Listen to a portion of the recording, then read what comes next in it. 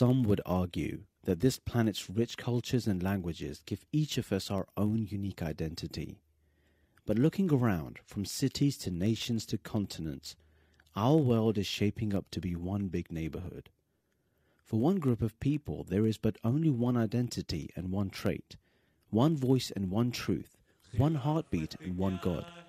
And uniting this ever-flourishing family is one gardener, one keeper, spreading the seeds of spirituality and watering all with God's grace.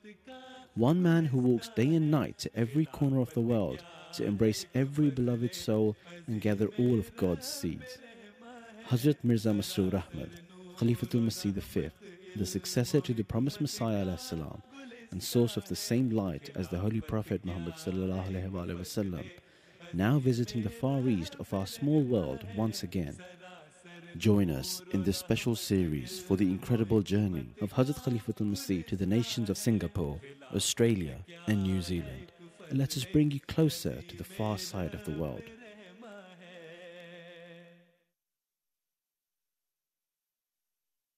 In the previous episode, we showed you the reception held in Hazur's honour in Sydney, the opening of the Badal Masroor Mosque, Hazur's visit to Brisbane, and his departure from Australia.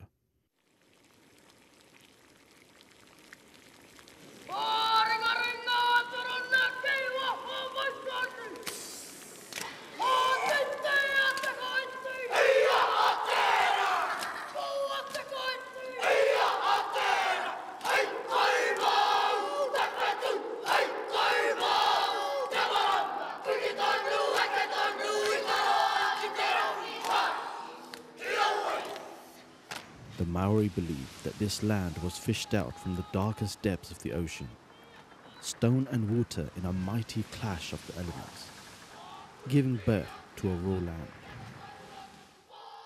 Without the presence of God, faith is as angry and chaotic as this land. But turning only briefly to one's Creator can bring flowers from the hardest of stones. Hazrat Khalifatul Masih comes to New Zealand to bring life once more to our faith. Hazrat Khalifatul Masih arrived in New Zealand on the 28th of October, where he was welcomed by the National Amila of New Zealand at the airport.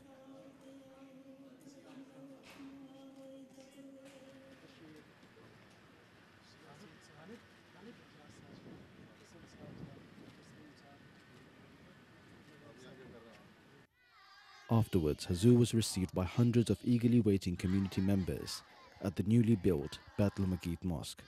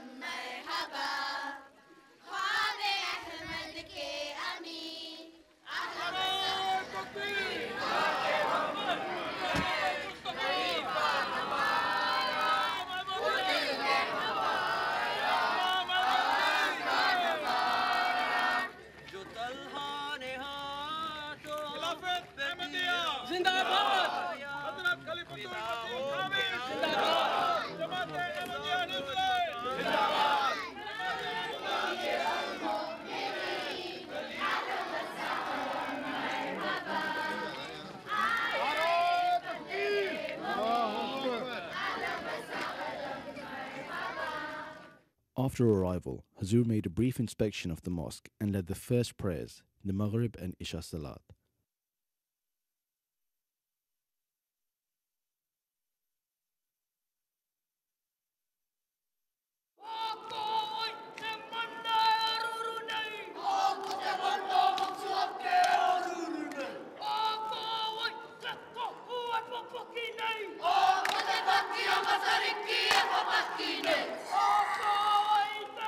The next day, a unique event took place. For the first time ever, the Maori king, His Majesty Tuheta Paki, invited a religious leader, Hazrat Khalifa al-Masih V to the sacred marae called Torangawewe at Narawahia, where he was given the honor of a traditional welcome in the presence of the tribe elders and the king.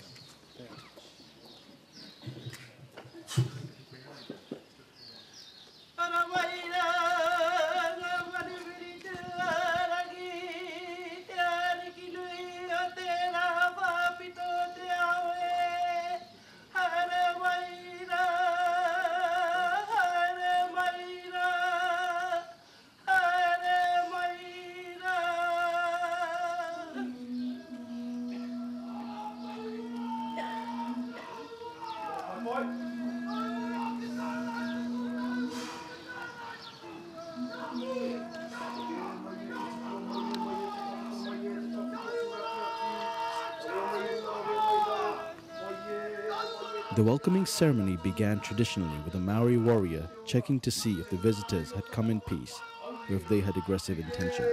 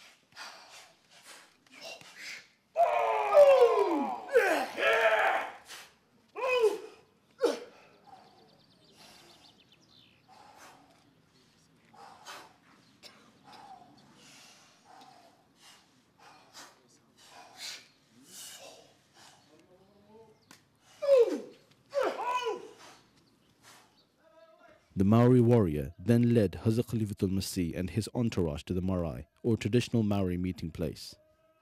The traditions of the native Maori people revolve around the village community, and everyone is included in the upkeep and maintenance of the land and its inhabitants.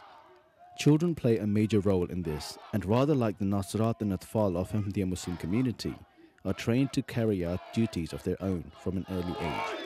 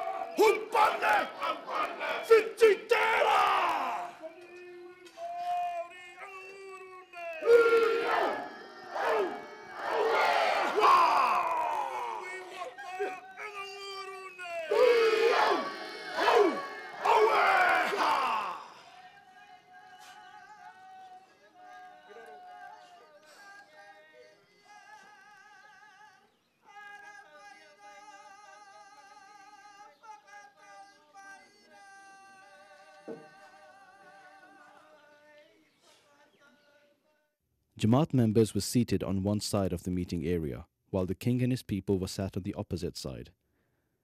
Huzu was honored by the Maori by being seated at the head of the congregation. As people settled, a Maori elder rose and began addressing the congregation in the native Maori tongue. E noho nei I te mahau o tō tupuna whare, ia mahi nārangi. Nō reire e totoru nei garinga o te ao Māori ki tō manu whiri, ki te kōtuku rerenga tahi kua tā mai I tēnei rā. Ahuri!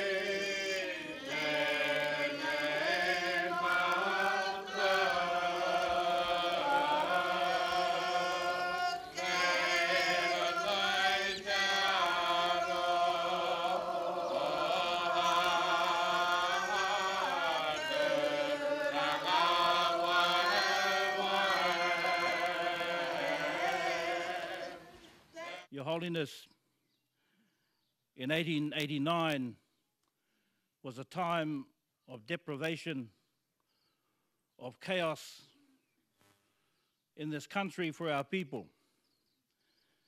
It was a time when in our tribal lands that were completely and totally confiscated by the Crown, at a time when the government held control over the country that we call home. It was also a time when the second Maori king turned to his own faith, to the Pai Mārire movement for spiritual strength and for guidance. Today is an auspicious and important occasion.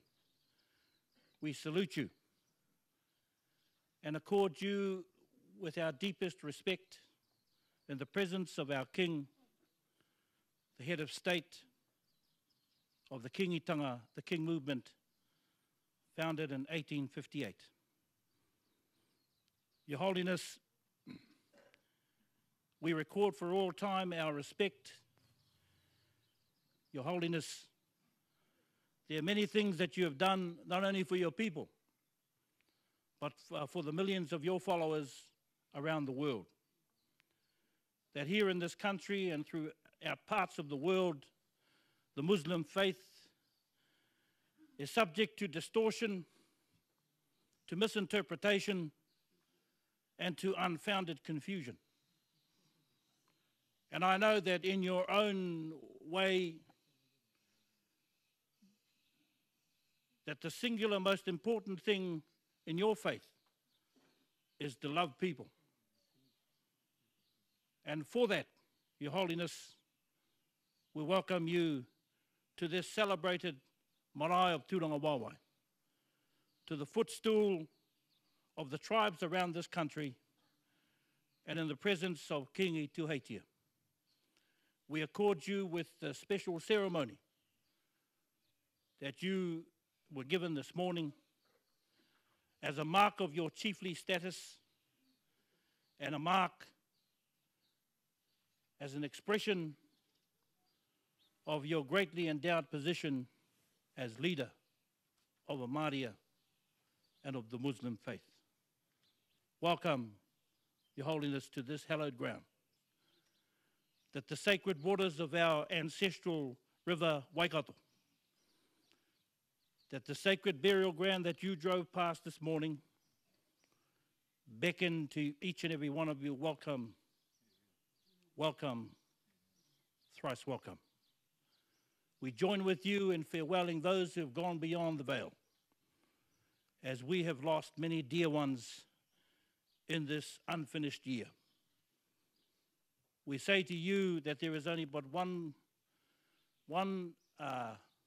belief, and that is that we must work together for the benefit of all people.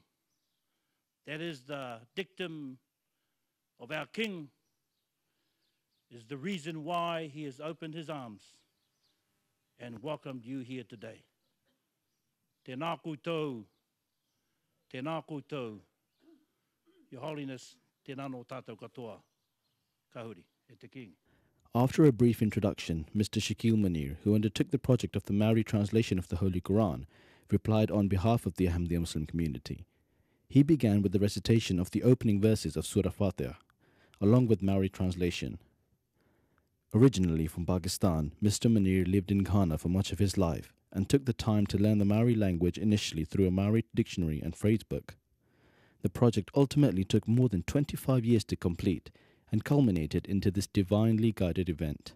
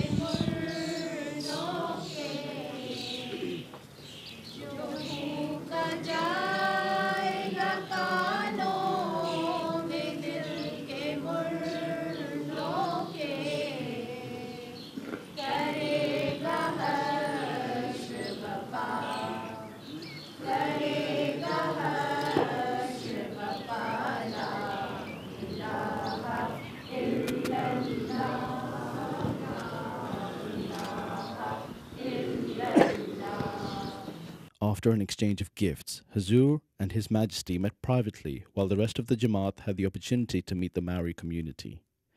This was initiated through hongi, which is the touching of two noses, a traditional Maori greeting. This signified that the members of the Jamaat were no longer guests, but had now become one of the people of the land. After the private meeting, Hazrat Khalifa al-Masih officially presented the Holy Quran with Maori translation to the king, and spoke of the reverence given to the Holy Quran and the wealth of knowledge contained in it. Bismillahir Rahmanir Rahim. In the name of Allah, the gracious, ever merciful. First of all, I would like to extend my heartfelt gratitude to the King who has received me here and received me in their traditional way and showed all his customs and welcomed me. That is a marvelous reception I have ever had. Thank you very much for that. And the Quran, the holy book of Muslims, which I have presented to the king, that is the, according to our belief, is the final law-bearing book which was revealed to the Holy Prophet Muhammad sallallahu alaihi wasallam, and the book is full of wisdom and giving the guidelines to the mankind. How should we develop relation with our Creator, and how should we behave towards our fellow being? Because in these days, world needs love, peace, and harmony, and reconciliation. And that is the message which has been given to us in this holy book. And we Ahmadis, who are the followers of the promised Messiah Islam, who was long awaited, we believe that that person has come in the person of Mirza Ghulam Ahmad of Qadian, and he is the founder of Ahmadiyya community. And he came to revive Islam and to bring us the true teachings of Islam, which were forgotten for a long time. So now the translation of the Holy Quran gives the true pictures in very many languages of the world of the true teachings of Allah, who has revealed this book to the Prophet of Islam, sallallahu alaihi wasallam. So I pray that this first visit here will last forever, and the friendship, hands of friendship which were extended by both of us will work forever, inshallah. And with these words, I again thank the King and the Queen and everybody here, especially the King who has received me and showed very kind gesture towards me. Thank you very much. Ki te whakarewa I te puka tapu a te whakapono Muslim I roto I te reo Māori, anei ngā whakamahuki. The meeting at the marae was one of significant importance and interest. This was the first time a religious leader was invited to the marae. The national media was there to cover the event, including Maori television, which did a special report on the event.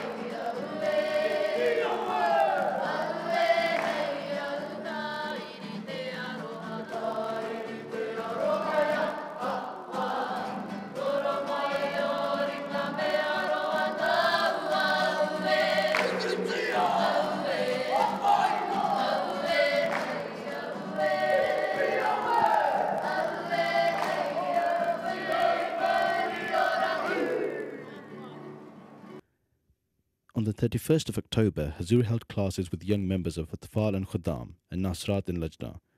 Hazur advised the children on various matters of their life, including their education and interactions in society, guiding them to display the best and live their lives in accordance to Islamic values. On the 1st of November, Hazur officially inaugurated the 25th Annual Convention, or Jalsa Salana of New Zealand, and also inaugurated the newly built Batul Muqit Mosque. The mosque has been built next to a pre-existing mission house and houses roughly 600 worshippers. The mosque, as with all other mosques built around the world, was built with great financial sacrifice of local community members. Hazur's Friday sermon was also centered around the building of mosques, saying that he often mentions that the stance of the Jamaat in financial sacrifice is very high. However, there is a great need to pay attention to Salat. Mosques should be populated for true observance of Salat. Salat is meant to be offered in congregation in a mosque, and a mosque is built for this very purpose. God states that a true believer is more concerned about the hereafter than this world. Hazur also congratulated the community on the building of a beautiful mosque by a small community of just 400 members. Hazur prayed that may this mosque become small for the New Zealand community very soon, inshallah. अल्लाह ताला ने ये नहीं कहा कि दुनिया के काम ना करो, बल्कि अल्लाह ताला तो फरमाता है तुम्हें अल्लाह ताला की याद नहीं भूलनी चाहिए। ये ना हो कि तुम दुनियावी कारोबारों की वजह से अपनी नमाज़ें भी ज़ाया कर दो और अपने मकसद पैदाइश को भूल जाओ। हज़रत मसीह मौद अलैहिस्सलाम ने एक जगह फरमाया कि अगर ऐसा है कि तुम नमाज़ें भूल रहे हो, दुनिया में डूबे हुए हो, तो फिर तुम्हारे में और गैर में क्या फ़र्क है? क्या फ़ायदा है इस बात का? बस इस फ़र्क को वादे करके बताना हमारी ज़िम्मेदारी है। अगर हम अपने आप को हज़रत मसीह मौद अलैहिस्सलाम की बैत में शामिल समझते हैं तो ये वादे करना होगा। The Ahmadiyya Muslim community may have just 400 members, but it's the proud owner of the largest purpose-built mosque in the country. Nicole Bremner reports. Crisp white and sparkling new, all this mosque needed was an official opening. Cue the arrival of Hadrat Mirza Masroor Ahmad, global leader of the Ahmadiyya Muslim community. The opening of the mosque was a key event in New Zealand, which brought considerable attention from media. TV New Zealand made a special report for their One News program and also interviewed Hazrat Khalifa al-Masih, where Hazur said that everyone is welcome to the mosque for the worship of the one God, whatever religion they may be. Hazur also said that he wished and prayed that this mosque will become very small for the community soon, so that other mosques are built all around New Zealand. Is it your hope that more people will come if it's open to everybody, that more New Zealanders will come? Yes, if they wish, they can come. It's open for everybody. If they are praying to Allah, so all the religions came from, according to my belief, all religions came from the God, from Allah, right? So if all the religions are from Allah, then, and we are the creation of Allah, then how can we stop anybody to come and worship his creator or her creator? You've made a connection with our Maori people, our indigenous people, through the translation of the Quran into Maori. Do you know anything about that or the significance of that? You see, the only significance I know is that we should translate the Holy Quran into every language. And up till now, we have translated the Holy Quran into 72 languages. So as the Bible has been translated into so many languages, we think that Quran should also be translated because it was revealed to the Holy Prophet of Islam by Allah that it is written in the Quran that announce, O people of the world, I am the Prophet to you all. So if he is the Prophet for the whole of mankind, then there are, 101 languages or numerous languages spoken in the world. So we have to take this message to each and every person, and it cannot be taken if they don't understand the message. And nobody knows Arabic, so this is why we are trying to translate the Holy Quran into various languages of the world. The next day, a reception was held in Hazur's honor, celebrating the launch of the Maori translation of the Holy Quran and the opening of the Baitul Maqdis Mosque. The event was attended by 150 distinguished guests, including members of parliament, foreign consul generals, faith leaders, councilmen, barristers, more than 15 kaumatuas, and His Majesty, the Maori King Te Paki. Before Hazur's keynote address, various guests spoke. I've listened with great interest to the speeches which have been made by those before me. I fully endorse the comments which are made. I think all of us here will support this mosque, this community, and the growth of the Islamic religion and culture in this country. In his keynote address, Hazur spoke of the peaceful message of Islam and the urgent need of justice and equality in the world. Islam says that a true worshipper of God who fulfills his rights must also always fulfill the rights of man. Where on the one hand a Muslim comes to the mosque to fulfill the rights of worship, he should also enter the mosque to consider and devise ways of how he can express his love and sympathy for mankind. It is for this reason that the Ahmadiyya Muslim community undertakes various charitable activities, including charity walks, and supports the work of a number of external charities. Within our mosque, financial appeals are regularly made in which the Ahmadis are asked to make financial sacrifices for the sake of helping orphans and poor people in desperate need. After the event, the Maori King accompanied Hazur on a brief tour of the mosque. Before his departure, the Maori King made his gesture of complete friendship and respect to Hazrat Khalifa al-Masih through hongi, his traditional greeting. He explained a lot of things that I was a bit mysterious about, and he opened up the faith a lot more than you see in the news media, which is wonderful. Now, I don't think you guys are so secretive and mysterious. You're just like me, you and me. This has got to be unique in New Zealand history. So it should be out there with the public, with the news media, the television. The same day, Hazur addressed the female members, or Lajna, on the second day of the New Zealand Jalsa Salana, where he instructed both men and women on their rights towards each other and their children, and reminded all of their duties towards their faith and community. Indeed, women can and should play a full and wonderful role in today's jihad. In the Ahmadiyya Muslim Jamaat, we normally find that our girls and women are more educated than our men, and I expect that the same is probably true here in New Zealand. Thus, utilize your intelligence to attain as much religious knowledge as possible, and then use that knowledge to spread the true message of Islam and to do tabligh. The next day, Hazur addressed the concluding session of the New Zealand Jalsa Salana.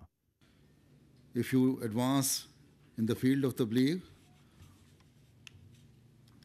you can bring about a revolution.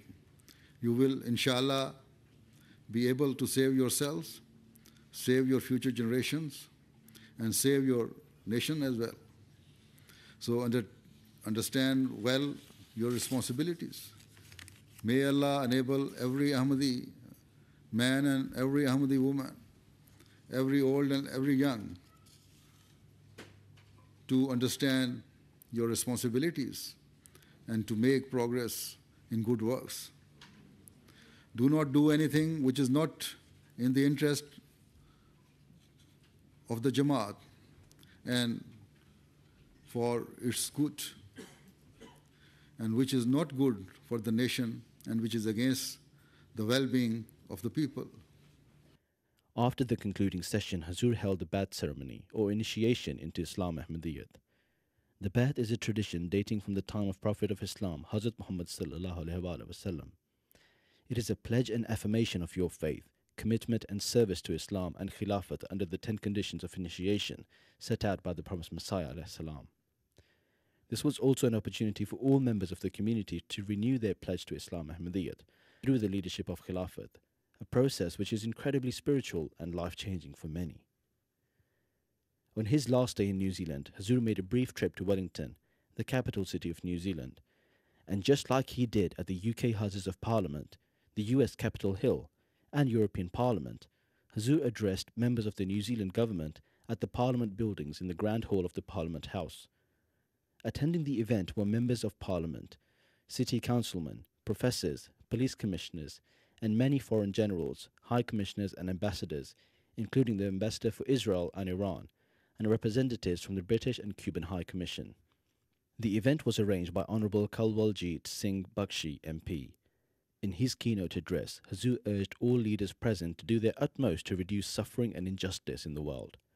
Hazur brought attention to the devastating effects of a nuclear war and how current world dynamics could lead to an unthinkable destruction and loss of life if the world did not come together and adopted measures of peace and absolute justice.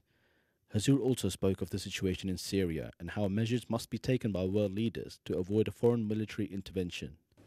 Certainly, it is a requirement of loving one's nation that if it is ever attacked, it is the duty of a citizen to be ready to give every sacrifice for its defense and to liberate the nation.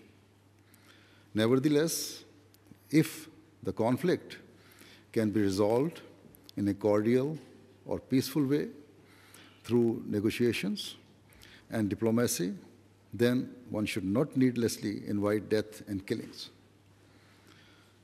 In olden times, when wars took place, there were mainly military casualties with a very minimum civilian loss. However, the means of today's wars include aerial bombardment, poison gas, and even chemical weapons.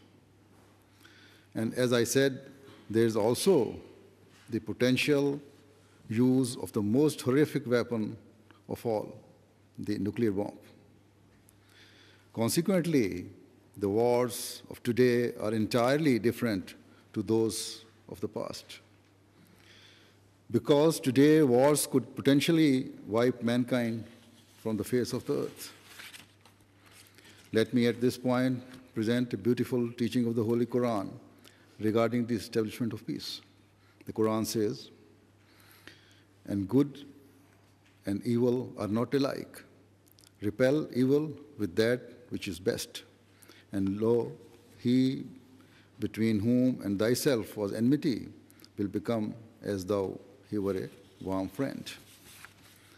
Thus, the Quran teaches that as far as possible, any enmities or grudges should be reconciled and solved by opening the channels of communication and through dialogue. I have been working with the Ahmadiyya community for almost last 10 years, and I have always found that the main aim of this organization has been to bring peace and work with the interfaith council and different religions. I think that it was a very important message, and I think that it is a message that can be welcomed and accepted by everyone. We're talking about peace, and who can oppose peace? And I think that the message that he had spoken, the perspective that he has given is extremely important. And of course, the way that he condemns violence is extremely important for all of us, all over the world, who have seen violence, who have suffered from violence. And all I can say is make a wish that his wisdom, his message will really become a reality. The sooner the better. Well, I think peace is everybody's business. A lack of peace in one part of the world means that the world is an unhappy place. And if we are to address peace in one part of the world, then we have to address the same situation elsewhere as well. I think that's the message I'll take. And the The second one is the symbolism of him being here. I think that's quite important. Well, it was very inspirational. I came here not really knowing what to expect. I knew a little bit about His Holiness and the message he has, but I found it very inspirational. It was great to join a number of people from New Zealand across various communities, to meet some people from Britain as well, which was great, and to hear a message which I found really inspirational. It's a real message that needs to get out to people in this world of ours today. Join us next week for our last episode as we bring you Hazur's visit to the land of the sun and his activities in Japan.